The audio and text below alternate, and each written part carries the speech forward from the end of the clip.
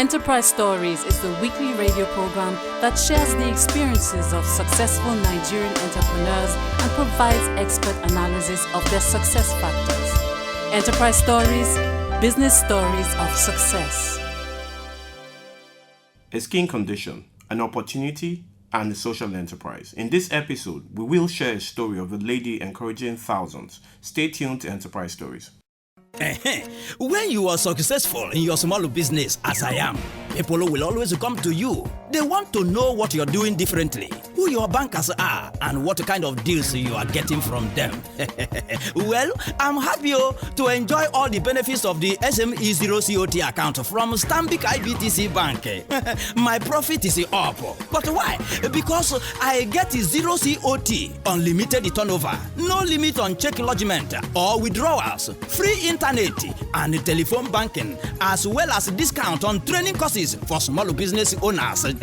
With special benefits like that on the SME Zero COT account from Stanbic IBTC Bank. Now, there is no reason why your business won't boom just like mine. Stanbic IBTC Bank, moving forward. Good day, listeners, and welcome to Enterprise Stories. This is Victor Falabi. Today, I'll be teaching about marketing communications, its benefits, and its relevance to our business. When we talk about the word marketing communications, most small businesses, medium-scale businesses, and growing businesses are usually very careful, very afraid, many of them very averse to the word marketing communications because for a lot of people it's become synonymous with advertising, and they see it as what is only meant for the big players, the top multinationals, and people who have a lot of money to spend because they made a lot of money. However, this is erroneous.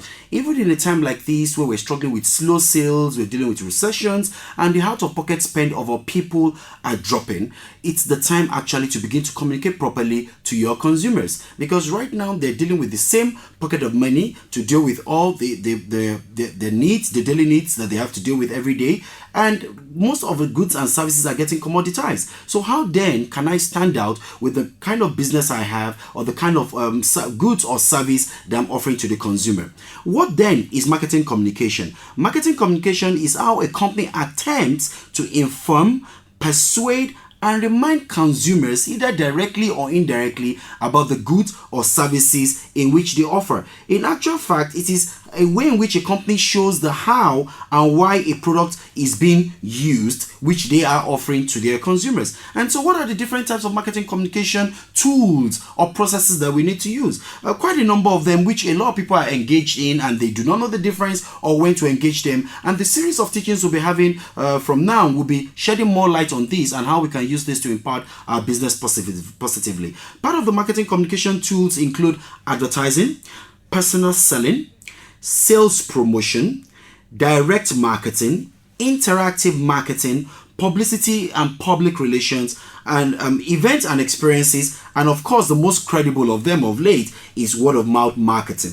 And of course we'll be trying to see what are the relevance of these different marketing integration tools and what are their relevance in subsequent teachings. However, what I would like to share with us this time around is the fact that in a time like this, we need to be able to engage how to use a mix of some or all of these marketing communication tools to achieve our business aim of either building the brand equity of our product or services or improving the sales offtake and sales revenue generation for our goods and services. And if I will start by talking about sales promotions, for example, a lot of people get mix up sales promotion from advertising, and I would like to just help consumers and our listeners, help our listeners to distinguish between the two. Sales promotion really, yes, it's supposed to help the sales offtake like advertising, but unlike advertising, sales promotion gives you an incentive, a motivation to buy a product or to use a service, while advertising gives us the reason, a rationale to buy a product or to use a particular kind of service. These two are what most small businesses and medium-scale businesses use from time to time, but they need to be engaged differently. Advertising could involve the use of mass media, which quite a number of us are used to. We're talking television, we're talking radios, we're talking billboards, we're talking newspaper prints, we're talking to quite a number of people in terms of mass media, and it has a few characteristics which I'll talk about in subsequent recordings. But when it comes to personal selling. Personal selling usually involves an engagement. When we're talking about personal selling, it usually involves either price discounts or coupons, or we're talking about buy ones and get one free. It's usually more instantaneous and it's usually more measurable in terms of what its impact is in terms of the sales revenue and generation. When you're talking advertising, because it's talking to a wide spread of people, measuring the direct impact of an advertising campaign and its direct impact on your bottom line, in this case how much money comes into the company, might not be that quantifiable in the short run because it's more pervasive in its impact and its effect. However, when it comes to sales promotion, it's quite easy to see the impact on the bottom line, its direct impact on your sales offtake and the amount of funds or resources that is coming into the company. So while we've looked at just 2 out of these 8 different marketing communication mix, in subsequent editions we'll be talking about what are the relevance of these different marketing communication tools, when are they relevant, and what circumstance or in what occasions can we use them, looking at the amount of resource we have and what stage of the product life cycle is our product or service. Thank you very much, listeners. When you are successful in your small business, as I am, people will always come to you. They want to know what you're doing differently, who your bankers are, and what kind of deals you are getting from them. Well, I'm happy to enjoy all the benefits of the SME Zero COT account from Stanbic IBTC Bank. My profit is up. But why? Because I get zero COT, unlimited turnover, no limit on check lodgement or withdrawals, free internet and telephone banking, as well as discount on training courses for small business owners. With special benefits like that on the SME Zero COT account from Stanbic IBTC Bank. Now, there is no reason why your business won't boom just like mine. Stanbic IBTC Bank, moving forward. Welcome, listeners. We're now in the Story of the Day segment, and in the studio with us is Ogo Maduewesi. She's the founder and executive director of VITSAV.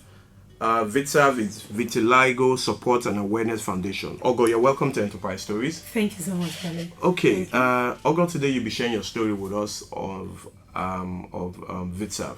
Okay. So, tell us, for listeners, how did you come about VITSAV?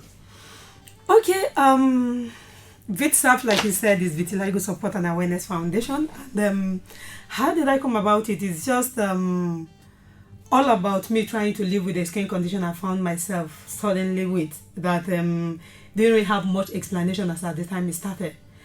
You understand? I woke up one day and found my inner lip white, which I ignored. Came to my upper lip, to my forehead, and I tried to find an explanation to it. And even where I hoped to get the most of the explanation from the hospital, I didn't really get it because I was just told you are not the first, you are not going to be the last.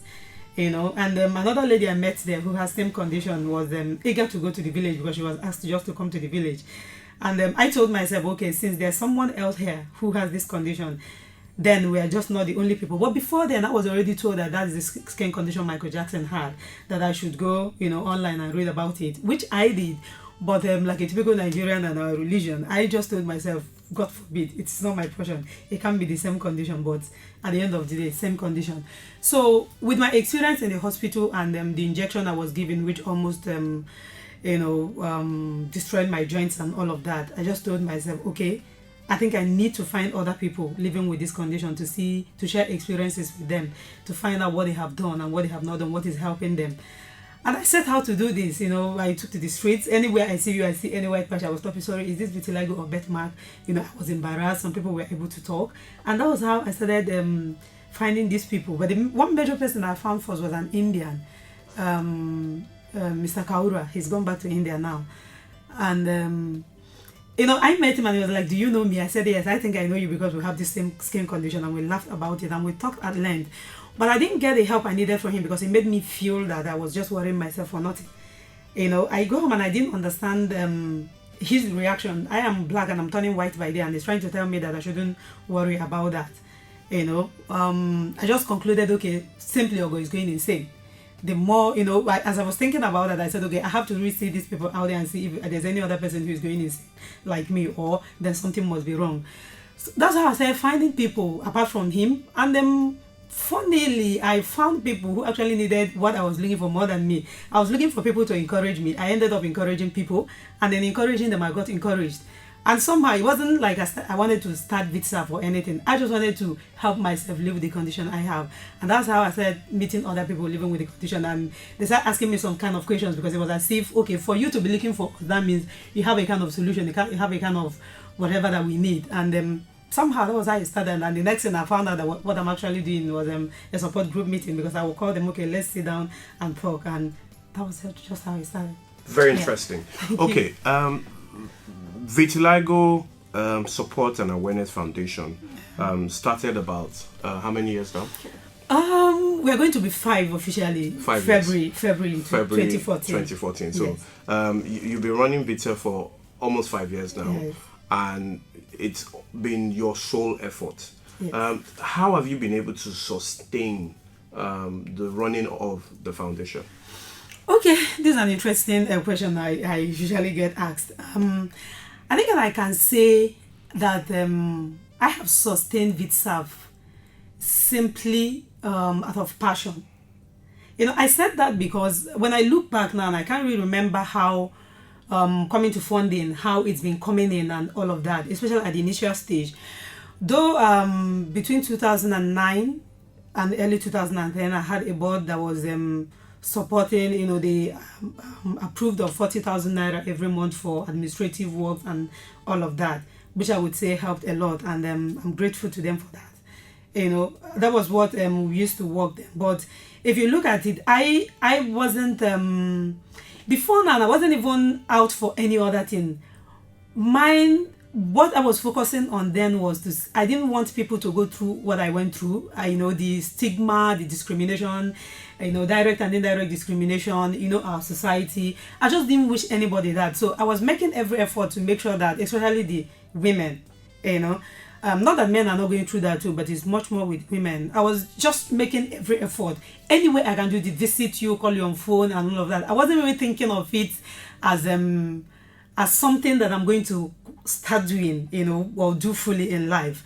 But after when I did SEM, the Certificate in Entrepreneurial Management, I learned something that even when you are running a not-for-profit, you are in business. So that was when I now started thinking about it. Okay, so what I'm actually doing is business of helping people living with vitiligo. So for this business to grow, I have to sustain it. You understand? So that was when I now started thinking, okay, how am I going to do this? Then I still have my business I was running, but I couldn't continue because I was into fabrics. And I noticed that I just decided to give myself 6 months not to put my hand in dye. And in that 6 months, the rate at which my hand repigmented, as in getting my skin color back, I was like, oh, okay, I have to stop this for now. So it was like 1 year, 2 years of kind of confusion and stuff in that aspect. But in the aspect of helping people living there with vitiligo, it was just, I got the kind of fulfillment I never got before. So I would say what sustained me more was the passion. I didn't know where the money was coming from, I have to be frank with you, but I was eating. I have cousins, too, that was helping out. At a point, I decided, okay, I think I have to get a business running or get something to do. But I found that I left it for 3 months and it was there. It was just lying there for that 3 months. Nothing happened to it. So I said, okay, so Ogo, if you don't do it, it's there, waiting. And I have to get back to it. And I told myself, okay, I'm going to roughen it out. Whatever it's going to cost me, I'll have to sacrifice. I sacrificed everything. I wasn't even thinking about myself. I wasn't even thinking about what to wear or what not to wear. That any little thing that comes into my hand, so anybody says, oh, go take this, was going into the foundation. And I'm so glad when I look back, I'm so glad that I was able to do that, because I found out that for you, even for profit businesses, you have to sacrifice at some point. That even I look back now and I say, okay, thank God I did this, because today it's taking shape. It's great to hear that things are taking shape for VITSAF, but I want you to share with the listeners today. Last year you were inducted as an Ashoka Fellow. Yeah. How has that impacted on your work at VITSAF, and how has it impacted on you as a person? First of all, let me say what Ashoka means. Ashoka is an international organization that supports social entrepreneurs around the world. And I became one in April 2012 and was inducted as an Ashoka Fellow in June 2012. And I would say the impact has been interesting. because Ashoka Fellowship comes with some stipend, and why they give you this stipend is to take you off any other thing that you're trying to do that takes your attention from the work, so that you focus and build the work. That's one of the advantages of being an Ashoka Fellow, but the advantages is numerous. It's a very prestigious one. It's something that once is attached to your name, an Ashoka Fellow, like, oh wow, you're an Ashoka Fellow and stuff. So it has impacted me, it has impacted the work. Posted on that, I get so many inquiries now, and even people looking for a way to do some things with, which I haven't had even before now.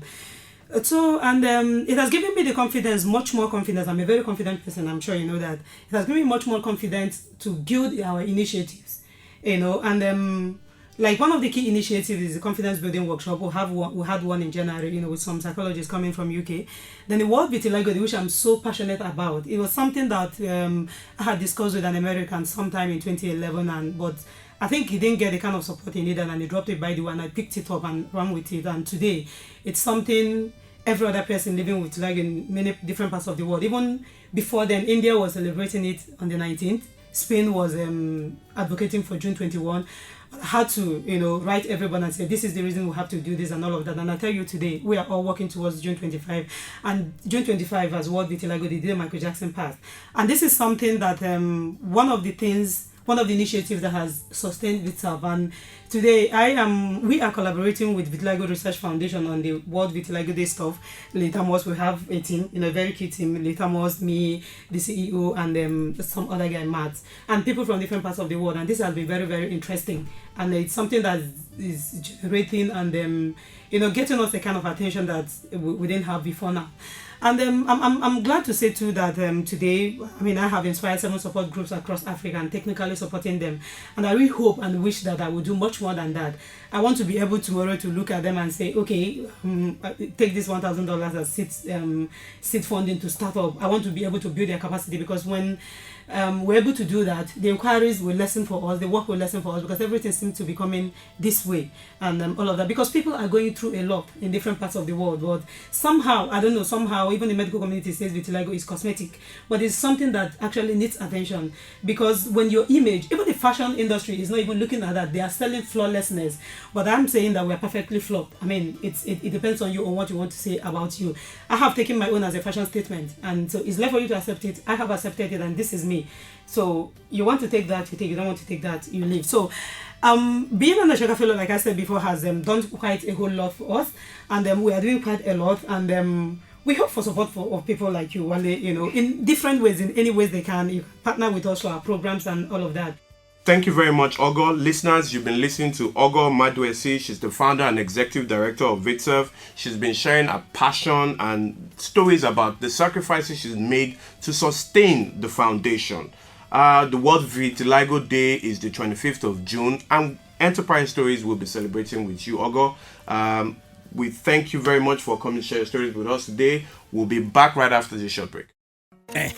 When you are successful in your small business, as I am, people will always come to you. They want to know what you're doing differently, who your bankers are, and what kind of deals you are getting from them. Well, I'm happy to enjoy all the benefits of the SME Zero COT account from Stanbic IBTC Bank. My profit is up. But why? Because I get zero COT, unlimited turnover, no limit on check lodgement or withdrawals, free internet and telephone banking, as well as discount on training courses for small business owners. With special benefits like that on the SME Zero COT account from Stanbic IBTC Bank. Now, there is no reason why your business won't boom just like mine. Stanbic IBTC Bank, moving forward. Victor, you've heard our story of the day. What's your take? Looking at what Ogo has done over the years, in the last 5 years, I must say it's commendable. And I'll be starting from a particular statement she made along the line.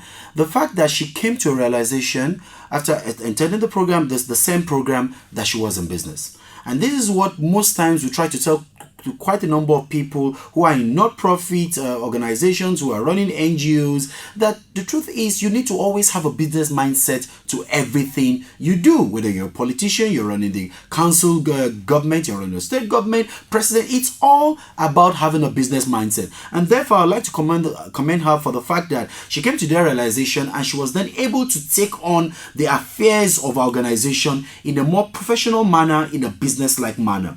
And basically, what do we do in business? We're in the business of selling our ideas, selling our outlook, selling our perspective to people. And basically, business is not just about taking from people. Business is not just about making money. Business is about creating a better world out there. Business is about getting people anticipating a need and coming out with a strategic, a profitable, long-term way of getting those needs met. And that's, in actual fact, is the definition of marketing. And that's what she's done. She wanted people that were experiencing this skin discoloration from, of course, suffering from low levels of pigmentation colors to feel very good about themselves. And so she was working about their level of self-esteem. She wanted to work about the importance of their appearance, of course, help them manage the issue of negative evaluation and underlying depression. She had the product, she had something, a service she wanted to sell.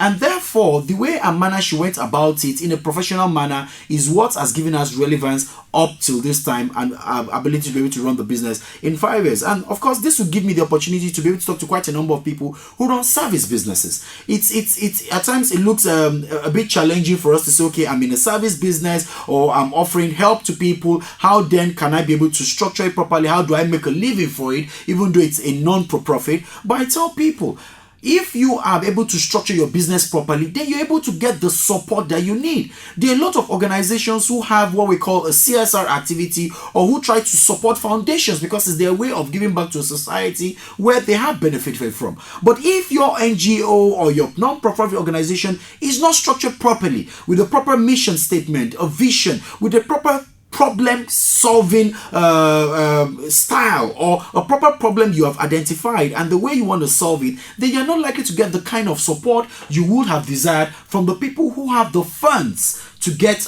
your dreams and your vision fulfilled, which is the whole essence of running a business in the first place. So I would like to commend Ogo. These are part of the things she did. She structured her business properly. She defined the problem which she was trying to address. She came up with the right processes and tools to address this problem. And I can tell you she has only laid a fantastic platform for people, organizations to be able to partner with her to take, our organization to the next level. If you look around there, people's working with cancer people are suffering from the cervical cancer screenings. A lot of organizations that are doing, like I said, it's giving back. And along the value chain, you will see that yes, there's still some profit to be made. There's still some economic benefit to be derived, both for the organization who is partnering with you, who is sponsoring.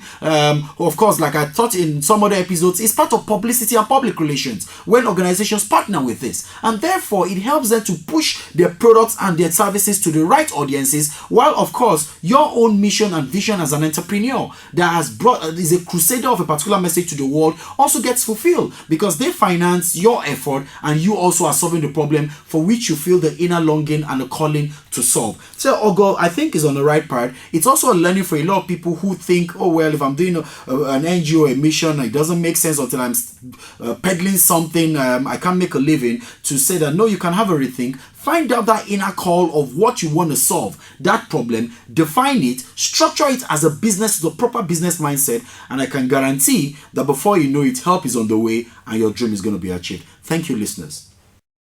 Thank you, Victor, for today's analysis of the story of the day. Listeners, we've come to the end of today's episode. Stay tuned for another exciting episode next week. Goodbye. Join the International Finance Corporation, an enterprise development center of the Pan-African University, in celebrating 10 years of SME Toolkit in Nigeria. We will be celebrating with partners from over 40 countries on the 10th of April 2013. For registration and more information, please visit nigeria.smetoolkit.org. For questions and comments, please email edc@pau.edu.ng or log on to Enterprise Stories on nigeria.smetoolkit.org for useful resources and articles to help grow your business.